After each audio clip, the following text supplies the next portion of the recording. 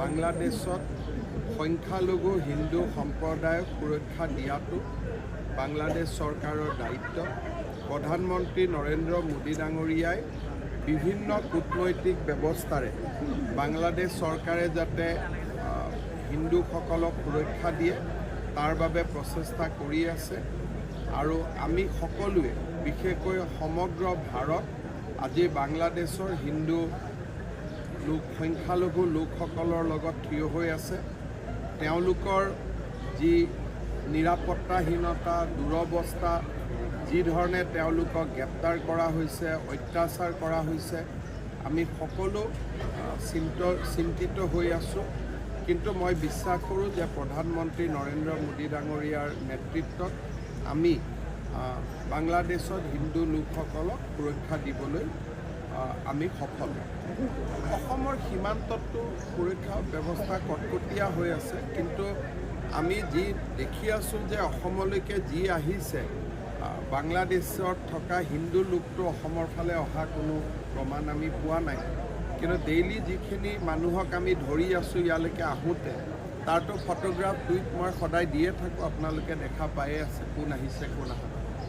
বাংলাদেশত সংখ্যালঘু হিন্দু সম্প্ৰদায়ক সুৰক্ষা দিয়াটো বাংলাদেশ চৰকাৰৰ দায়িত্ব। প্ৰধানমন্ত্ৰী নৰেন্দ্ৰ মোদী ডাঙৰীয়াই বিভিন্ন কূটনৈতিক ব্যৱস্থাৰে বাংলাদেশ চৰকাৰে যাতে হিন্দুসকলক সুৰক্ষা দিয়ে তাৰ বাবে প্ৰচেষ্টা কৰি আছে আৰু আমি সকলোৱে বিশেষকৈ সমগ্ৰ ভাৰত আজি বাংলাদেশৰ হিন্দু সংখ্যালঘু লোকসকলৰ লগত থিয় হৈ আছে। তেওঁলোকৰ যি নিৰাপত্তাহীনতা দুৰৱস্থা, যি ধৰণে তেওঁলোকক গ্ৰেপ্তাৰ কৰা হৈছে, অত্যাচাৰ কৰা হৈছে, আমি সকলো চিন্তিত হৈ আছোঁ। কিন্তু মই বিশ্বাস কৰোঁ যে প্ৰধানমন্ত্ৰী নৰেন্দ্ৰ মোদী ডাঙৰীয়াৰ নেতৃত্বত আমি বাংলাদেশত হিন্দু লোকসকলক সুৰক্ষা দিবলৈ আমি সফল। অসমৰ সীমান্ততো সুৰক্ষা ব্যৱস্থা কটকটীয়া হৈ আছে, কিন্তু আমি যি দেখি আছোঁ যে অসমলৈকে যি আহিছে, বাংলাদেশত থকা হিন্দু লোকটো অসমৰ ফালে অহা কোনো প্ৰমাণ আমি পোৱা নাই। কিন্তু ডেইলি যিখিনি মানুহক আমি ধৰি আছোঁ ইয়ালৈকে আহোঁতে, তাৰতো ফটোগ্ৰাফ টুইট মই সদায় দিয়ে থাকোঁ, আপোনালোকে দেখা পায়ে আছে কোন আহিছে কোন অহা। বাংলাদেশত সংখ্যালঘু হিন্দু সম্প্ৰদায়ক সুৰক্ষা দিয়াটো বাংলাদেশ চৰকাৰৰ দায়িত্ব।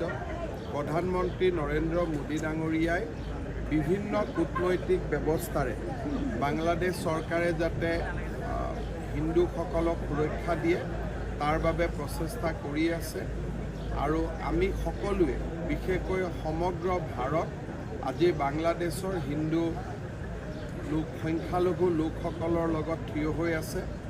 তেওঁলোকৰ যি নিৰাপত্তাহীনতা দুৰৱস্থা, যি ধৰণে তেওঁলোকক গ্ৰেপ্তাৰ কৰা হৈছে, অত্যাচাৰ কৰা হৈছে, আমি সকলো চিন্তিত হৈ আছোঁ।